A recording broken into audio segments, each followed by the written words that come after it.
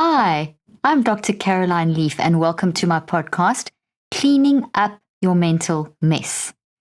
In today's podcast, I'm going to be talking about a really serious subject and something that people ask me about a lot, and that is how to help your children.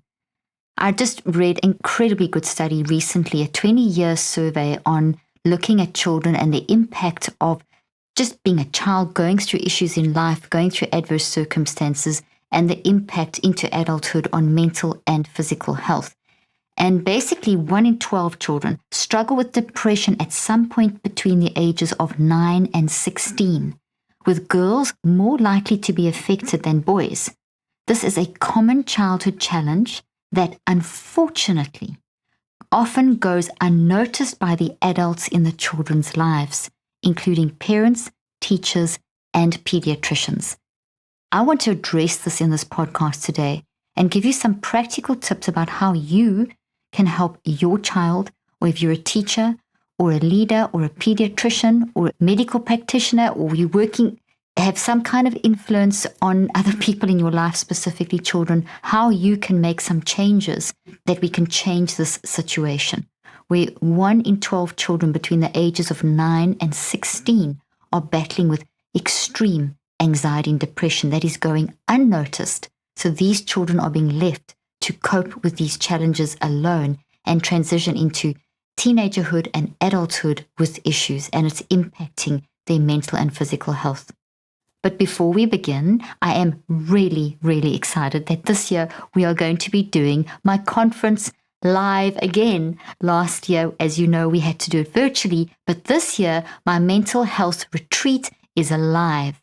It is going to be running here in Texas, Dallas, Texas, now let me make sure I get everything right for you, from the 2nd through the 4th of December. It is going to be amazing, and my focus, or my conference title, is basically helping you manage mental health and clean up the mental mess post-COVID. So the post-COVID mental mess, or the pandemic mental mess. And one of the topics that I am going to be covering is this: how to help our children, how to help our young children, our adolescents that transition. What can we do? So today's podcast is a taste of that, and I'm going to be diving deeper into that in the conference, as well as a lot of other incredibly important topics about how to managing the extreme anxiety that has increased over the pandemic. Extreme anxiety has tripled over the pandemic, and depression, which is totally understandable considering the nature of the adverse circumstances of the pandemic. So I'm going to be addressing that in my conference as well. And I'll be doing sessions on trauma recovery, healing anxiety, unwiring toxic thinking habits, and more. And it's going to be addressed for all ages. I am going to be spending time addressing this with children. We have amazing and very powerful guest speakers, clinical psychologists, and leaders in the field helping to talk about these topics. We also have VIP workshops, we have swag bags, so much more, and we will be offering CMEs and CEUs. So early bird tickets are available till July 30th. Early bird tickets at an amazing price. So don't wait, go get your tickets now. Go to drleafconference.com and all the details are there. I'll put that link in the show notes so that you can also go and just go stick straight through to the conference and book your ticket, and I'll see you there. Okay, so just a reminder, this podcast is for educational purposes and is not medical advice. So if you need medical advice, please speak to the appropriate medical professional. And now back to today's podcast. Okay, so I have in my hands here something called a metacog. You can see it looks like a little, kind of like a mess. And a metacog, for those of you that are doing my neurocycle, and those of you that have my most recent book, Cleaning Up Your Mental Mess.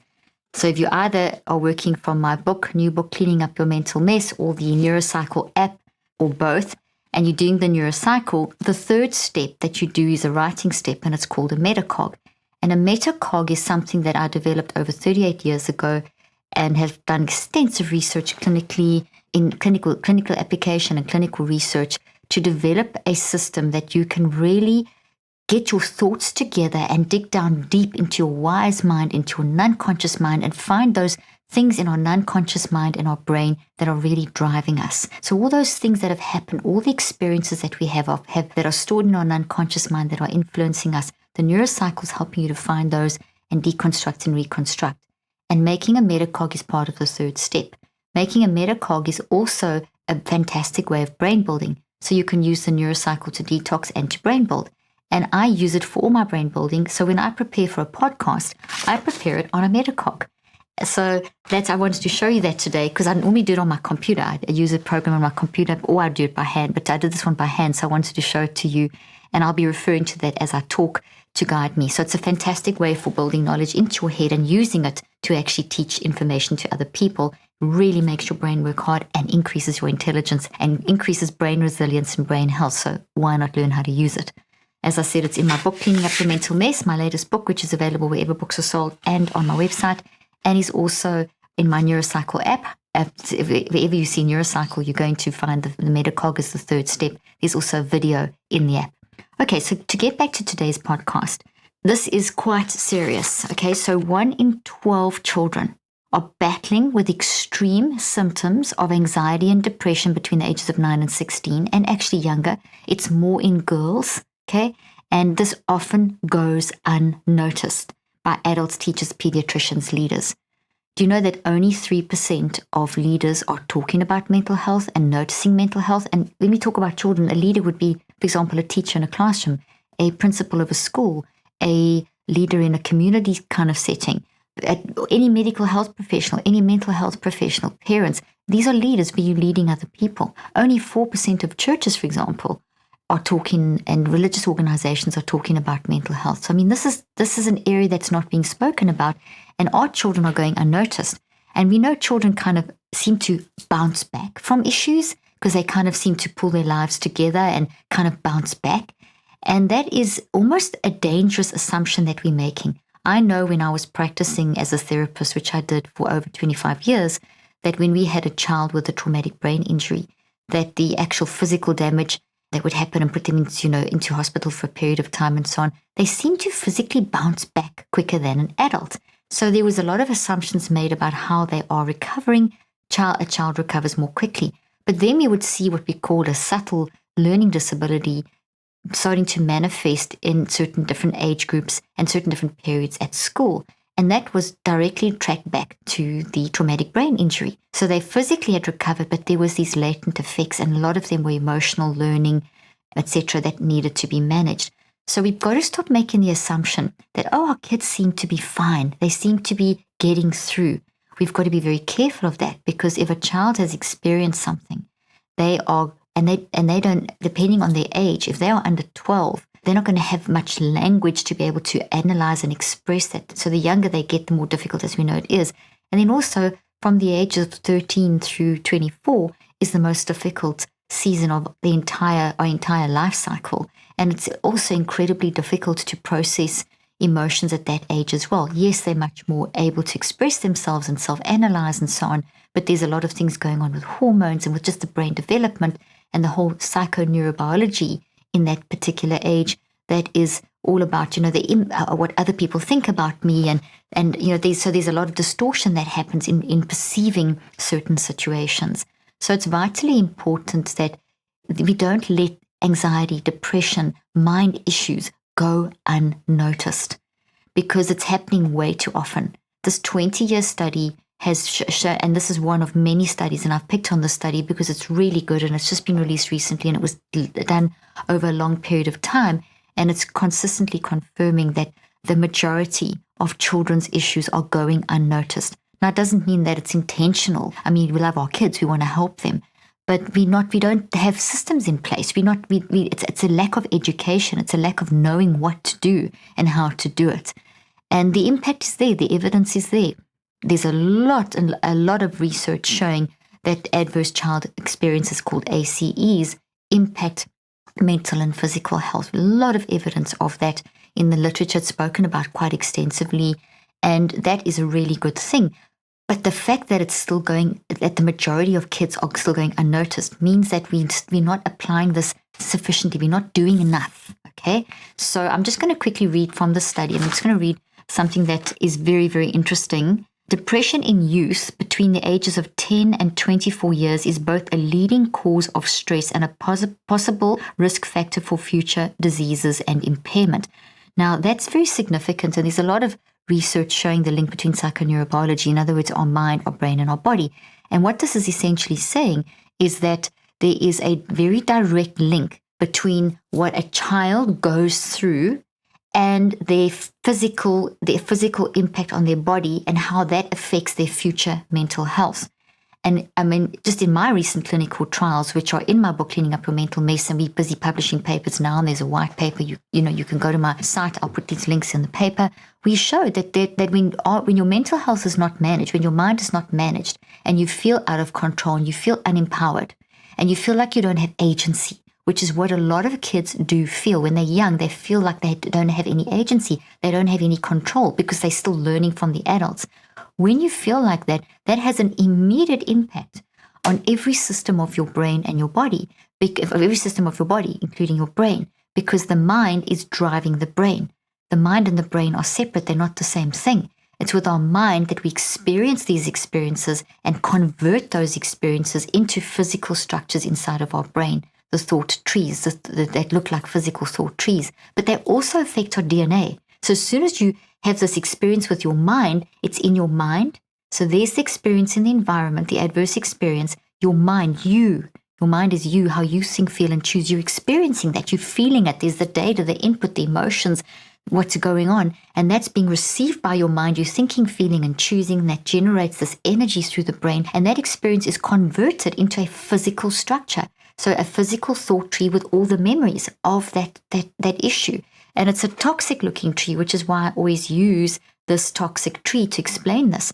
So the root part is the experience, and this is made of proteins. And you've heard me say this before, but you really can't hear this enough, honestly, that we are converting with our mind. Our kids are converting every experience they have into these protein structures with their mind. And as they build, as the experience goes in the root part, the interpretation of it is in the branches part.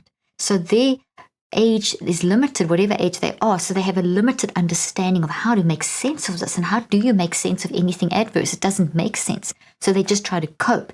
And in that coping, it affects how they think and feel and choose about themselves. So they build this into their brain. And immediately as this is built into the brain, the branches being all the details, the memories, this is the thought. So the thought is the single concept, and the branches are all the memories attached to it, the details, what happened, the feelings, the emotions, the noises, the touches, the everything is all in here, and then the interpretation is there. So that's all the data is in this. And if it's repeated, then more and more keep getting added, and that distorts the interpretation. So this becomes extremely distorted, and this then manifests in how a person is in acting, and how what they're doing, what they're saying, how they're behaving, etc.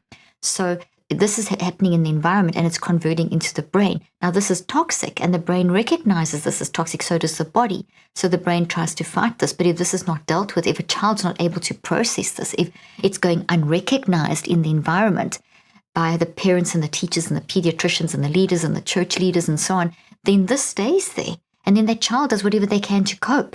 And because this is not a healthy pattern, it's not a healthy thought like this one, the way that they cope is going to manifest in signals. And those signals will be depression, anxiety, behavioral issues, frustration, aggression, lack of sleeping, insomnia, bedwetting, fighting with brothers and sisters, being difficult at school, educational problems, crying a lot, withdrawing, all those behavior patterns, all those signals.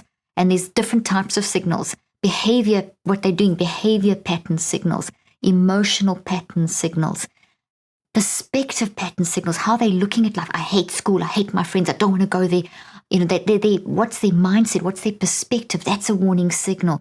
Their physical. Are they complaining a lot of stomach ache, of this ache, of that ache? Are there things that they're experiencing that make them, is there a lot of physical stuff going on in their body?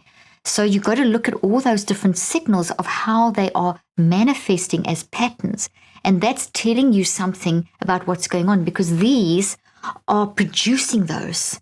So this is a product that produces something, and that's how the child is turning up in their environment in terms of, as I've said, emotional warning signals, behavioral warning signals, physical warning signals, and perspective warning signals. And what we have to do is notice those and help our kids process those and make sense of them and help them to reconceptualize them. so that we can help them talk it through. But what's happening, according to the research, is that these adverse childhood experiences, these things that are potentially happening chronically, which is a lot, and the acute ones, which happen like a burst of stuff that's happening, need to be noticed, but they're not being noticed sufficiently.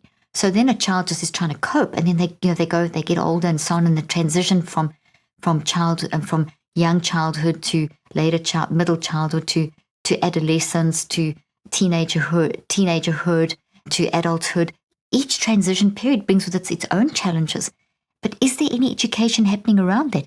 So on top of all of this, there's the transitions, and definitely additional levels of trauma that the person is going through, because as a human, you do go through trauma. Some of it's really bad and some of it's not so bad, but life is filled with trauma experiences. Nothing works perfectly. No one is making perfect decisions all the time, and we get impacted, and our children are being impacted. So we're in this kind of messiness of environments, but are we teaching our children how to repair and grow? And according to the research, we're not. And we're seeing this playing out in physical changes in the brain and the body, and an increasing cumulative level of weakness. So in other words, if you, for example, a child has got this kind of experience, and it's cumulative and they're not dealing with it, this sends a message from the brain, that toxic tree in the brain and that toxic energy waves of the mind, also to every cell of the brain and body. And the brain and body have got somewhere between 37 and 100 trillion cells. So immediately the DNA is affected. And the DNA is made of chromosomes, and chromosomes have things called telomeres. So if you imagine a chromosome looks like a little X, I'm crossing my fingers to show that.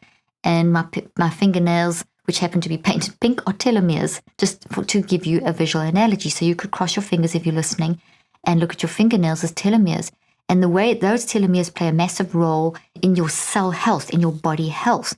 And cumulatively over time, if we constantly are bombarded by a chronically stressed environment, in other words, constant adverse experiences or unmanaged adverse experiences or unrecognized or not being able to process an experience, one of the many things that will happen is your telomeres will become weaker. So the more or less million cells that you make every second, which then make up all the organs and systems of your body, over time get weaker and weaker. So by the time the child's transitioned through to adulthood and this still hasn't been dealt with, their telomeres are not functioning very well, so their body health is affected. So the vulnerability of the body has increased dramatically. So now their chance of getting heart issues and autoimmune problems or gut issues or whatever, I mean, there's a multitude, as we know, of things that can go wrong in our body are going to start manifesting. In addition to the mind hasn't been managed, and our mind is everything. If you're dead, you don't have mind. Mind is the difference between being alive and dead. Mind is driving this physical process. So if our mind's not being managed and not being helped to manage our mind, and we've got all this messy mind activating a mess in our brain and our body, by the time you get to adulthood, is it a surprise that there is an increase in mental health issues, physical issues, criminality, all kinds of stuff in adulthood? You know, we are not doing a good enough job with our children, and we've got to address this. And those are some of the things that I'm going to talk about. I'm going to make some very practical suggestions. I just want you to understand that. So going back to this point, depression in youth between the ages of 10 and 24 years is both the leading cause of stress and a possible risk factor for future diseases and impairment. And now a study confirms that depression in childhood or adolescence is associated with higher levels of adult anxiety and substance use abuse disorders, worse health and social functioning, less financial and educational achievement, and increased criminality. So then look at that. Now suddenly they're sick, they're battling financially, they're battling academically, and they're just seen as a problem person. But we've got to look at what happened, and have we allowed them to process the stuff? And this research plus my research plus many other scientists' research is showing that we have to address these issues. We have to educate. We have to explain what I've been explaining with these trees. We have to be able to get systems in place. Now, we all recognize this. So why aren't we doing it? Maybe we just don't know how to get really practical with doing this. And that's what I'd like to do. But before I dive in, I just wanted to quickly mention, I think I've covered all of this. Let me quickly check. Yeah, on my metacog here. Okay, so, another point that I wanted to bring up is that early diagnosis, mental health diagnosis, so giving a child a diagnosis of clinical depression or oppositional defiance disorder or something. So these diagnoses that are used in the DSM, early diagnosis and treatment doesn't really help that much. So, and I'm talking about when I say it doesn't help, what I'm saying is that giving a person a label and a drug is actually not solving the problem. It's actually making it worse. It's not a panacea to say, okay, now we've got to have early diagnosis and we've got to have early treatment, because what does that mean? If we mean we're going to increase the diagnostic label, we're going to have systems in place where we bring these people in and kids in and we just label them and we're just going to add drugs to their regimen, that's not going to address the need. We are putting a Band-Aid on a bullet wound. And those drugs are not safe for kids. Psychotropic drugs, there's so much research, and I'll do another whole program on that. And we will be discussing this as well in the December conference. And all the stuff I'm discussing now, we're going to go into in depth in my December conference from the 2nd to the 4th. The link and details will be in the show notes. We can't just give them a drug because these drugs change the brain. So, and that adds, and not in a good way. So now you're adding fuel to the fire. We have to change everything that we're doing. Okay, so now let's get into the practical. And this is just an overview walkthrough. This is obviously a huge topic. And as I said, I'm really going to dive into this in future podcasts in more depth in the conference. But there are some things that we can start doing immediately. And the immediate thing is we've got to start changing the way we educate ourselves and our children about mental health. This is an absolute essential thing. Prior to the pandemic, there was already a trend noticed that people were dying younger, between 8 to 25 years younger than they should. For years, we've been living longer. And the age group most affected is 24 to 65. And now Gen Z is also being tremendously affected. And the prediction is that they'll die very young as well. And also, in addition to that, having a mental health label puts you into that 25 side of that dying younger. And now with COVID, it's chopped another 2 years off. And scientists are very, very worried about this. With our advances in medicine and technology, we've got these people that are dying younger from preventable lifestyle diseases. So we've got to look at this whole thing. We're in an environment. We are humans in environments. We are affected by environments. Kids are humans in environments, affected by the environments. And it is affecting how their brain and body and mind are functioning. So we've got to address that, okay? So we know there's a problem, we've got to address that. So we've got to educate. Education is like number one. And who and how? Who do we have to educate? We have to educate parents to help them to understand what is happening in their own brains with trauma so that they can be authentic with their own trauma and process their own trauma. Because you as a parent, when you model how you are managing your mental health and you're honest and authentic, you then set up a model for your child. So you're giving a message to your child, whether they're young, whether they're a teenager, adolescent, young adult, you are sending the message through that, hey, even as an adult, I battle, and that is okay. Life is filled with adverse challenges and traumas, but this is what I'm doing to cope. And it's okay to get upset. It's okay to cry. Just recently, I did a podcast on crying and the benefits of crying. It was so popular. Go listen to that one if you haven't yet listened. We've got to cry. Don't be scared to cry in front of your children. Don't be scared to say to your children, I am so sad. I am so upset. I am devastated because of. Not I am clinically depressed. What does that say? It doesn't tell you anything. But if you say, I am feeling so depressed because of this and this and this, and you give the reasons, and then you say, this is what I'm going to do about it. I'm going to change. I can't change what's happened, but I can change how I'm going to process this. And I'm going to work on seeing it in a different way. And I'm going to make a change how I don't want this to influence how I'm functioning in the future. But first I have to process it. You can't just shove this down. Do you know that when you've gone through something traumatic and you just shove it down, it makes it worse? It gets worse. So there's a stronger immune reaction in your brain and your body. There's stronger messages from your non-conscious mind, your brain and your body, which are way ahead of your conscious awareness. And they are always working to keep the balance in you and in your children. So when you go through stuff, your non-conscious mind is working with your brain and your body to send you messages to pay attention, process this, deconstruct it and reconstruct it, or you're going to get mentally and physically unhealthy. And so we need to tune in. We need to teach ourselves to tune in. So we need to educate ourselves as parents and adults and leaders about our own emotions to process them and then model that to our kids. And that's what I do with my work. That's what Cleaning Up Your Mental Mess, my podcast, my books, my app, all of this. I'm starting a neurocycle lab where I'm going to coach, which will be through the app where I'll be coaching you through how to deal with these things and educate you on how to manage this process. But we need to do that. So number one is educate yourself as an adult, because you influence children in some way. You may think, I don't touch any child's life, but you're an adult, and there's maybe you're a teacher, parent, maybe you don't work directly with kids, but the way you talk maybe is going to influence someone else in your work environment who's got 4 kids, who can't manage, or 6 kids, or 1 child. And by you saying this is how you manage your emotions, they then learn from you, they then teach their kids. You just don't know the impact when you educate yourself. In addition to that, and when I say how do you do that? There's resources. My podcast, my books, my app teach you how to educate yourself. There's also, go on social media, there's some amazing therapists and psychologists that are putting out fantastic content that you can learn from. And I've interviewed some of the top on my podcasts. So you can learn so much. You can really educate yourself. And in educating yourself, you can educate and model that to the children in your lives, to the teenagers in your life. Just as an aside, an incredible study was done where they asked teenagers, it was a big meta-analysis done over a period of time and different countries, and they asked teenagers, what do you want most from the adults in your life? And their answer was the following: for them to listen. For them to listen. So, this is let's listen to our kids. Let's listen to what they need. They need to be listened to. They don't need to be preached at. They don't need to be invalidated. We shouldn't say, that you'll get through that, or man up, or deal with it, or it's not so bad. We need to honor and validate a person's emotions, yours included, and your children.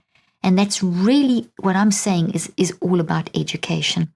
Then one of the other things that we can do immediately is, once we educate ourselves, we can educate our children. And there's many ways we can educate our children. Number one, I'm going to start with the easiest and then get to the more difficult. Number one is that you modeling. Okay, so you learn, so you model. Whether you, the teacher, the pediatrician, the mental health professional, the therapist, the teacher, big sister, whatever.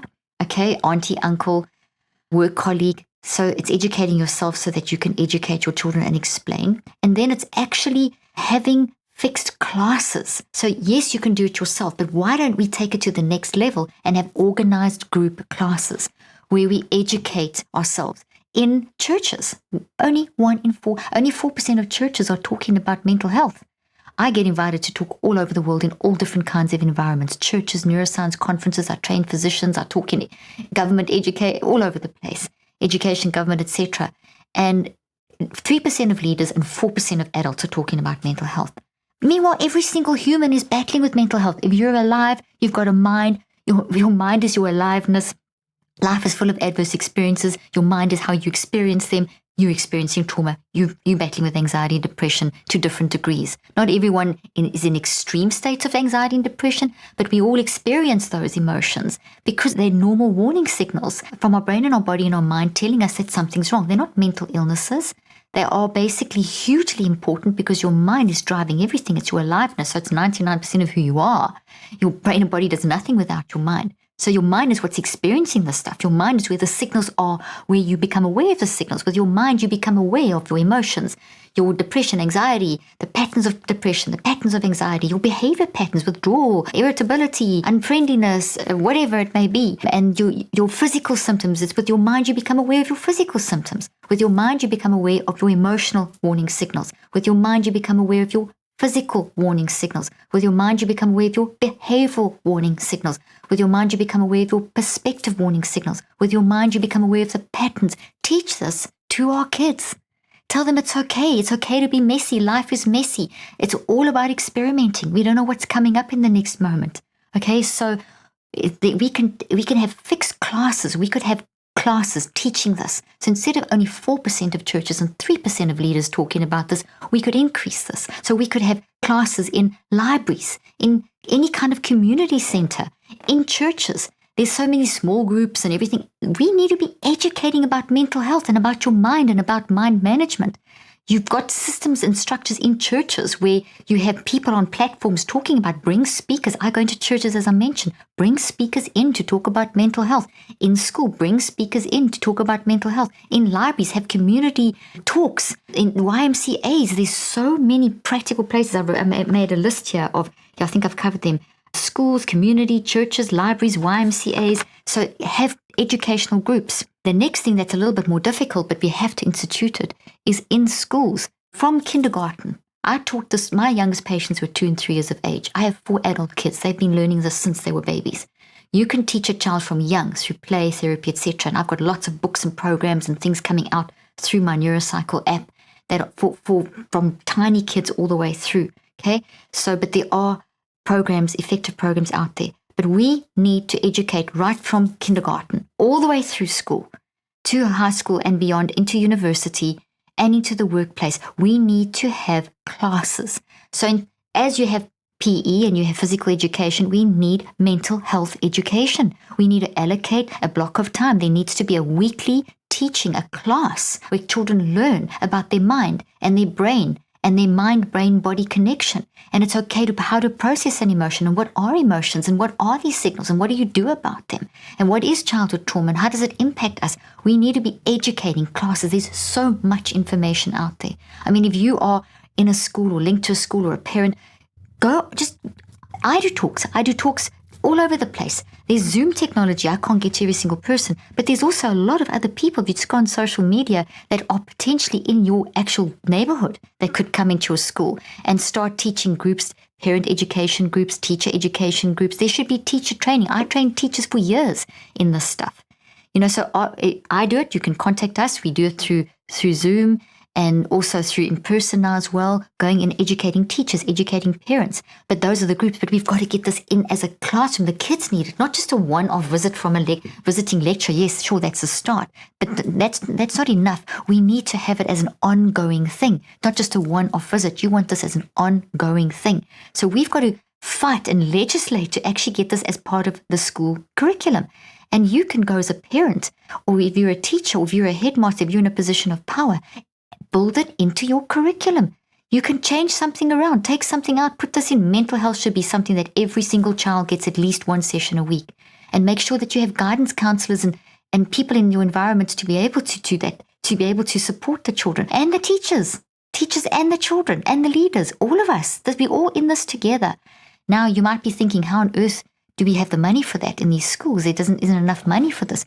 You can do something that is a concept that was started in Zimbabwe called bench therapy. Zimbabwe is where I was born. It was a project initiated by grandmothers, and it was picked up by King's University and Harvard, and a study was done on it. And I did a version of it, my own adapted version, in South Africa for years, and I called it basically just family therapy. But essentially, it is bringing in the people in the environment that can then facilitate and help. So in Zimbabwe, what they did was they got these grandmothers.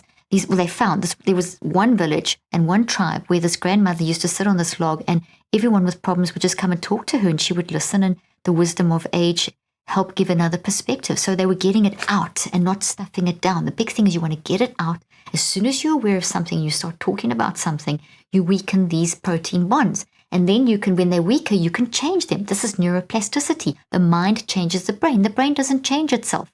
It's the mind, and it takes other people. It's not about you, it's about you and your environment.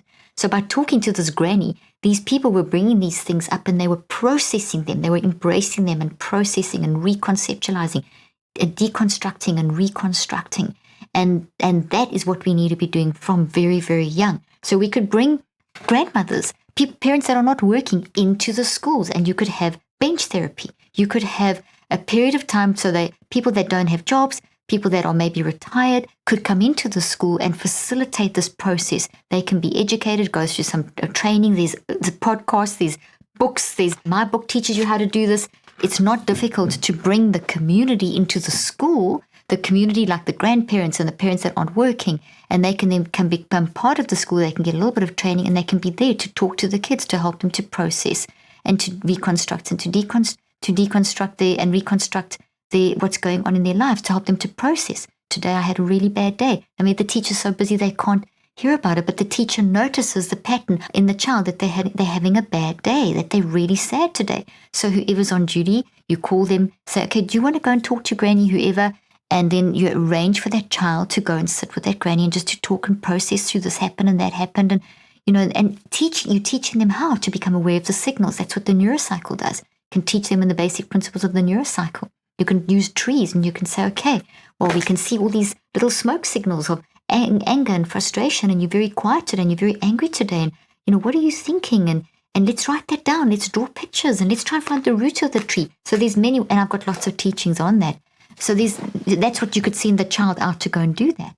Instead, and that this whole process of learning this, the child can then go and sit with that granny and talk this through. And if they've also got a class that they're learning about these things, the child doesn't have to try and cope with this challenge on their own. They know if they're going through a challenge, okay, I'm learning in this class on mental health that this is okay. It's okay to make a mess, that I'm great, I'm fantastic, but things happen to me and then I react and my body and brain are telling me stuff and my sadness is telling me something. So they get educated and then they can go talk to either the guidance counselor or the bench therapy person and talk it through and process it through. Because if they're sitting in your class or they're sitting in class and they're totally upset, then nothing's going in anyway.